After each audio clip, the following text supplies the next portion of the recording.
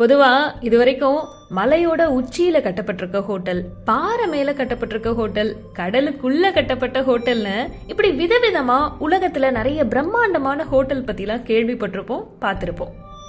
ஆனா கிட்டத்தட்ட 16,000 கோடி ரூபாய் செலவுல ஒரு ஹோட்டலை பிரம்மாண்டமா உருவாக்கியிருக்காங்க.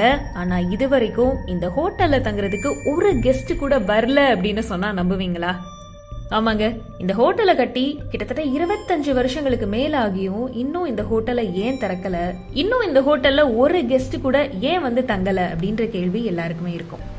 அதே நேரத்துல இந்த பிரம்மாண்டமான ஹோட்டல் எங்க இருக்கு அப்படின்னு கேட்டீங்கன்னா, வடகொரியாவோட தலைநகரான பியோங்யாங்ல தான் ரியூக்யோங் அப்படின்ற இந்த மிகப்பெரிய ஹோட்டல் அமைஞ்சிருக்கு.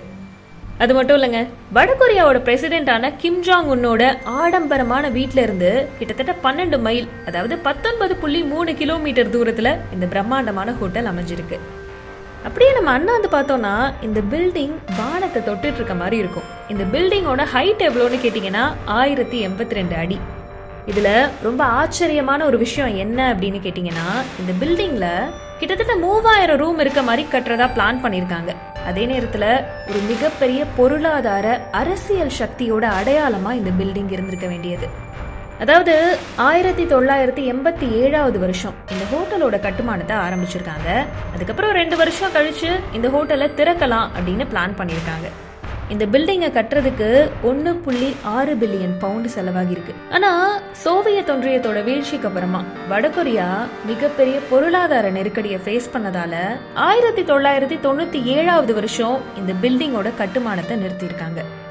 ஒருவேளை இந்த பில்டிங்கை சரியான நேரத்துல கட்டி முடிச்சிருந்தாங்கன்னா இதுதான் உலகத்தோட மிக உயரமான ஹோட்டலா இருந்திருக்கும்.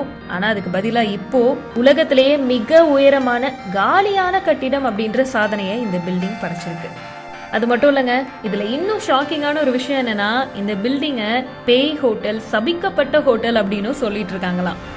ஆனாலும் இந்த பில்டிங் கட்டுறத அதோட நிறுத்தலைங்க. கடந்த 2011 வருஷம் ஜூலை மாசம் இந்த பில்டிங்கோட வெளிப்புறத்துல இருக்கக்கூடிய அந்த கண்ணாடி பேனல் எல்லாம் நிறுவி இருக்காங்க. இதை தொடர்ந்து ஐயா வேலை செய்யணும் குமார் அப்படின்னு எப்படியாவது இந்த பில்டிங்கை 2013 வருஷத்துக்குள்ள நாங்க கட்டி முடிச்சிருவோம் அப்படின்னு வாக்குறுதி எல்லாம் கொடுத்திருக்காங்க. ஆனா அது நடக்கலைங்க. இந்த ஹோட்டல் உள்ள மொத்தமா காலியா இருக்கு. அது மட்டும் இல்லாம இந்த பில்டிங்ல ஒரு சில குறைபாடுகளும் இருக்கு. உதாரணமா இந்த பில்டிங்ல இருக்கக்கூடிய லிஃப்ட் ஷாஃப்ட் வளைஞ்சு விடப்பட்டிருக்கு.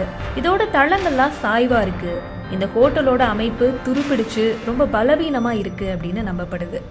இதுல அடுத்த கட்டமா கடந்த 2018 வருஷம் இந்த பில்டிங்ல LED பேனல்ஸ் எல்லாம் நிறுவிருக்காங்க. அதுக்கப்புறமா இந்த பில்டிங் வடகொரிய அரசாங்கத்தோட பிரச்சாரத்துக்கான மிகப்பெரிய திரையா மாறி இருக்கு.